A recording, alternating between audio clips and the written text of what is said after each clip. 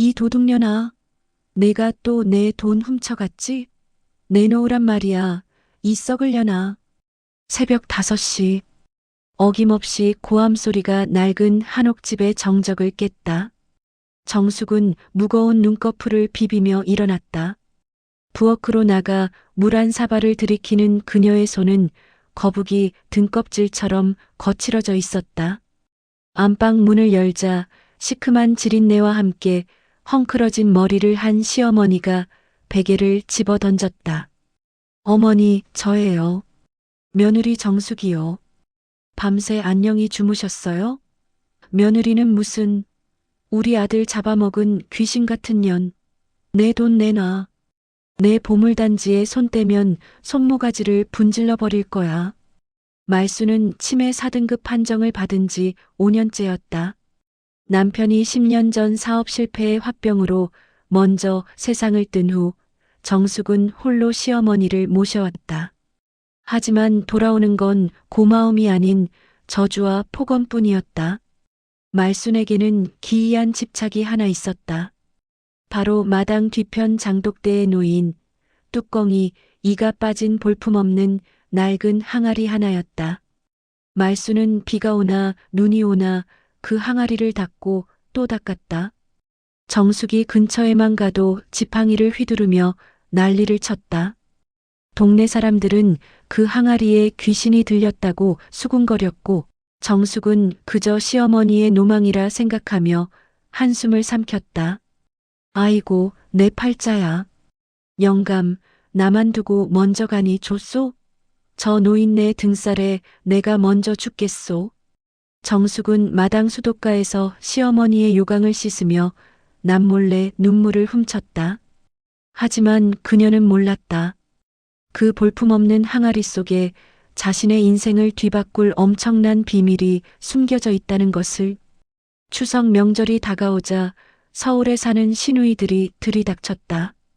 큰 시누이 경자와 작은 시누이 미자는 화려한 명품 옷을 입고 코를 찡그리며 들어왔다.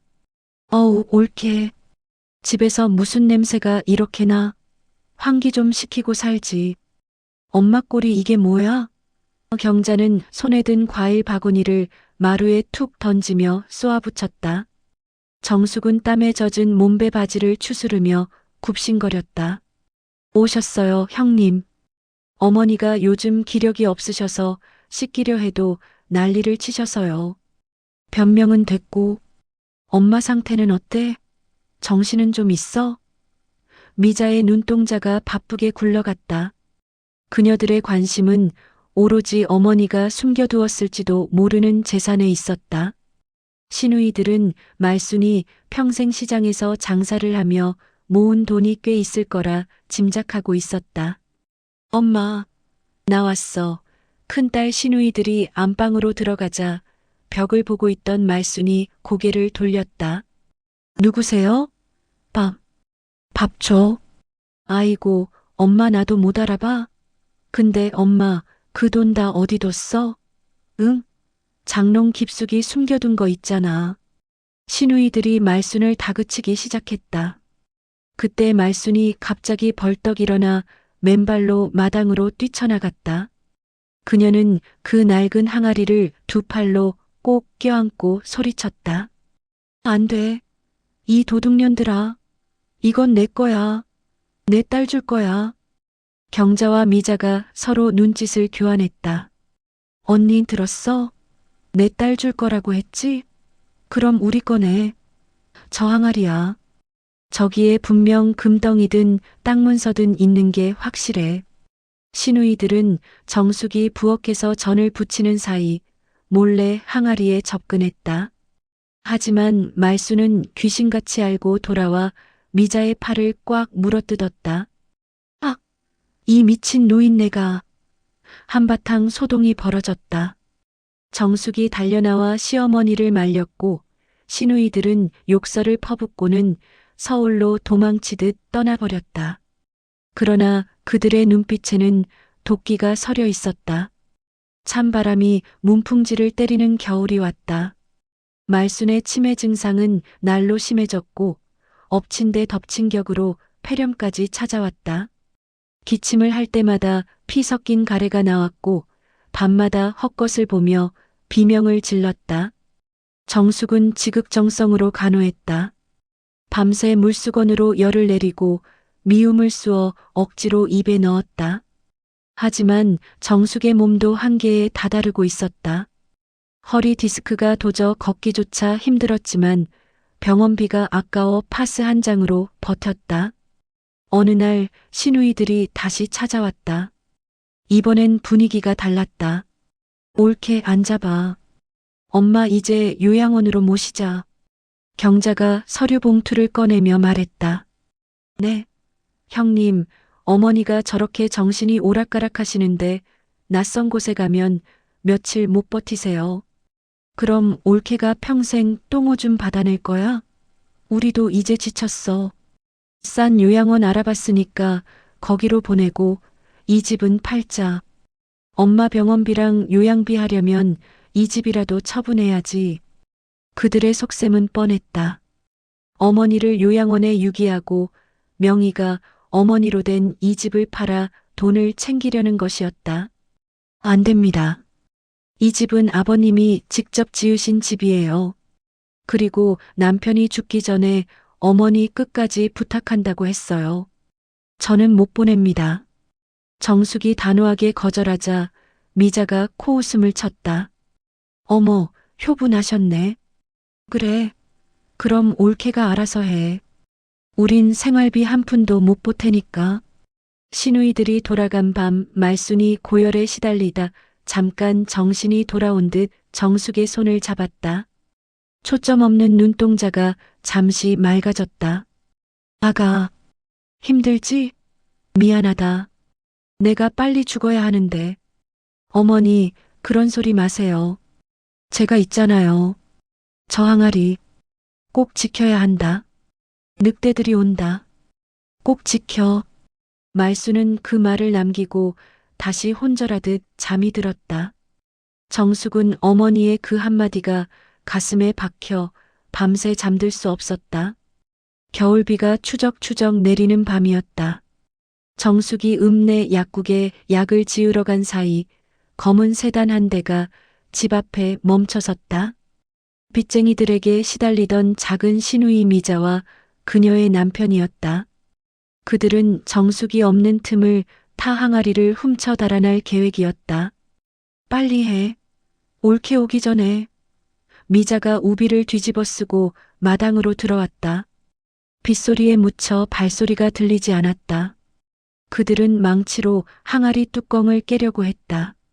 그 순간 안방 문이 벌컥 열렸다. 폐렴으로 걷기도 힘들다던 말순이 빗속으로 뛰쳐나왔다.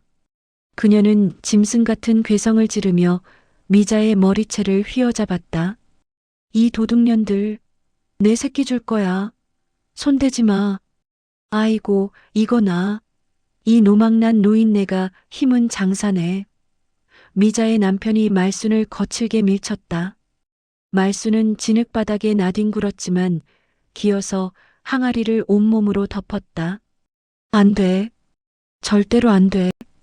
그녀는 마치 어미 닭이 알을 품듯 웅크린 채 꼼짝하지 않았다. 그때 대문이 열리고 정숙이 들어왔다.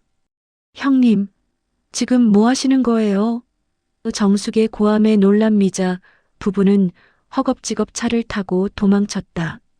정숙은 빗속에 쓰러진 시어머니를 끌어안았다. 말순의 몸은 불덩이 같았지만 항아리를 잡은 손은 경직된 듯 풀리지 않았다. 어머니, 정신 차리세요. 어머니. 말순이 희미하게 눈을 뜨고 빗물 섞인 목소리로 속삭였다. 지켰다. 내가 지켰어. 아가, 이제 됐다. 그것이 말순의 마지막 말이었다. 구급차가 도착했을 때 말순은 이미 숨을 거둔 상태였다. 그녀의 손은 끝까지 항아리를 향해 뻗어 있었다. 장례식장은 썰렁했다. 조문객도 별로 없는 빈소에서 시누이들은 곡을 하는 척하다가도 육개장 그릇을 비우며 딴청을 피웠다. 정숙만이 상복을 입고 탈진한 채 빈소를 지켰다. 그녀의 눈물은 말랐고 가슴속엔 커다란 구멍이 뚫린 듯했다. 발인을 마치고 돌아온 집. 정숙이 짐을 정리하기도 전에 시누이들이 마당으로 몰려갔다. 경자가 쇠망치를 들고 있었다. 이제 주인 없는 물건이지. 엄마가 목숨 걸고 지킨 게 뭔지 오늘 끝장을 보자. 형님, 아직 어머니 냄새도 안 빠졌어요. 제발 이러지 마세요. 정숙이 말려보았지만 미자가 정숙을 밀쳤다. 올케는 빠져. 이건 우리 강씨 집안일이야. 남인 올케가 상관할 바 아니라고. 경자가 망치를 높이 들었다가 내리쳤다. 장그랑. 둔탁한 소리와 함께 평생을 버텨온 낡은 항아리가 산산조각 났다. 흙먼지와 함께 퀴퀴한 냄새가 피어올랐다. 모두의 시선이 바닥으로 쏠렸다. 금괴가 쏟아져 나올 거라 기대했던 시누이들의 눈이 휘둥그레졌다. 하지만 쏟아져 나온 것은 곰팡이 쓴 헌 옷가지들과 검은 비닐봉지 뭉치들이었다. 뭐야? 이게 다야? 이 쓰레기들을 지키려고 그 난리를 친 거야? 미자가 헌 옷을 발로 걷어찼다. 그때 헌 옷 사이에서 무언가 반짝이는 것이 굴러나왔다. 정숙이 떨리는 손으로 그것을 집어들었다. 20년 전 남편의 사업 자금을 대느라 정숙이 눈물을 머금고 금은방에 팔았던 결혼 예물 감가락지와 시계였다. 이건 정숙의 가슴이 쿵 내려앉았다.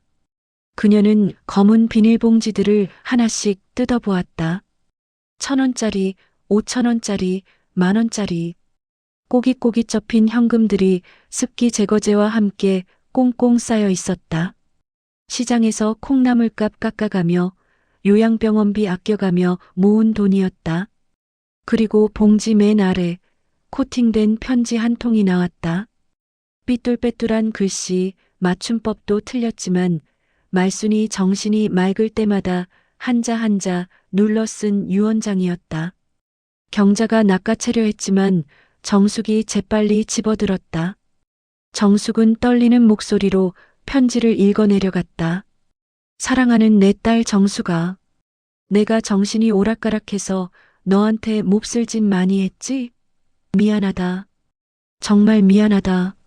내가 시집 올 때 해온 패물, 내 남편 놈이 말아먹어서 팔아먹었을 때 내 가슴이 찢어지는 것 같았다.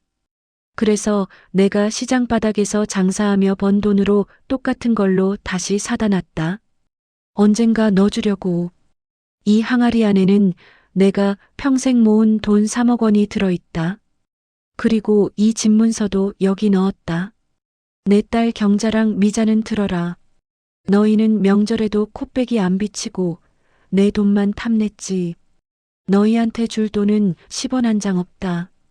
이 돈과 집은 지난 10년 동안 똥기저귀 갈아내며 나를 지켜준 내 며느리, 아니 내 막내딸 정숙이 것이다. 변호사 사무실에 공증 다 받아놨으니 딴소리들 말아라. 정수가 이 돈으로 빚 갚고 남은 돈으로 내가 하고 싶다던 반찬 가게 차려서 떵떵거리고 살아라. 다음 생에는 내가 내 며느리로 태어나서 이 은혜 꼭 갚으마. 사랑한다. 편지를 읽는 정숙의 목소리가 울음으로 끊겼다. 시누이들의 얼굴은 하얗게 질렸다. 말도 안 돼. 엄마가 치매인데 무슨 공증을 해? 이거 무효야. 경자가 소리쳤지만 그때 대문 밖에서 양복 입은 남자가 들어왔다. 말순이 생전에 의뢰했던 변호사였다. 강말순 여사님의 담당 변호사입니다. 고인께서는 치매 초기 판정을 받으셨을 때 이미 유언공증을 마치셨고 의사소견서까지 첨부되어 있어 법적 효력은 완벽합니다. 이 집과 현금 자산 일체는 김정숙 씨에게 상속됩니다. 변호사의 단호한 말에 미자는 그 자리에 주저앉았다. 안 돼. 나 빚쟁이들한테 쫓기고 있다고. 엄마가 어떻게 나한테 이럴 수 있어. 시누이들은 땅을 치며 통곡했지만 그것은 어머니를 잃은 슬픔이 아니라 돈을 잃은 분함이었다. 정숙은 깨진 항아리 조각을 어루만지며 하염없이 눈물을 흘렸다. 어머니, 바보 같은 어머니. 저는 그것도 모르고 시어머니가 내 딸 줄 거야라고 했던 그 딸은 배 아파 낳은 자식들이 아니라 가슴으로 품은 며느리 정숙이었던 것이다. 1년 후 읍내 시장 입구에 깔끔한 가게 하나가 문을 열었다. 간판 이름은 어머니의 보물단지. 정숙이 차린 반찬 전문점이었다. 가게 한가운데 유리 진열장 안에는 깨진 항아리 조각을 이어 붙인 금이 간 항아리가 보물처럼 전시되어 있었다. 정숙의 손맛은 금세 입소문을 탔다. 사장님, 이 멸치볶음 비결이 뭐예요? 너무 맛있어요. 손님의 물음에 정숙은 환하게 웃으며 대답했다. 우리 시어머니가 알려주신 비법이에요. 사랑과 인내를 듬뿍 넣으면 됩니다. 가게는 날로 번창했고 정숙은 빚을 다 갚고도 남을 만큼 돈을 벌었다. 그녀는 수익금의 일부를 독거노인들을 위한 도시락 봉사에 기부하기 시작했다. 반면 욕심을 부리던 시누이들은 비참한 최후를 맞았다. 미자는 빚쟁이들에게 쫓겨 야반도주했고 경자는 남편의 사업 실패로 이혼을 당해 단칸방 신세가 되었다는 소문이 들려왔다. 가을 햇살이 따사로운 오후 정숙은 가게 일을 마치고 시어머니 산소를 찾았다. 그녀의 손에는 국화꽃 한 다발과 시어머니가 생전 좋아하시던 단팥빵이 들려 있었다. 어머니, 저 왔어요. 가게 이름 어머니 생각나게 지었는데 마음에 드세요? 바람이 불어와 정숙의 머리카락을 부드럽게 쓰다듬었다. 마치 말순의 거친 손길처럼 따뜻했다. 다음 생에 며느리로 오시겠다고요? 에이, 싫어요. 다음 생에는 우리 친모녀지간으로 만나요. 제가 어머니 배 아파 낳은 딸 할게요. 그래서 어머니한테 실컷 어리광도 부리고 효도만 할게요. 정숙은 비석을 껴안고 행복한 미소를 지었다. 산 아래 마을, 정숙의 가게 간판 위로 눈부신 노을이 내려앉았다. 깨진 항아리에서 시작된 기적은 이제 온전한 사랑이 되어 정숙의 남은 인생을 환하게 비추고 있었다.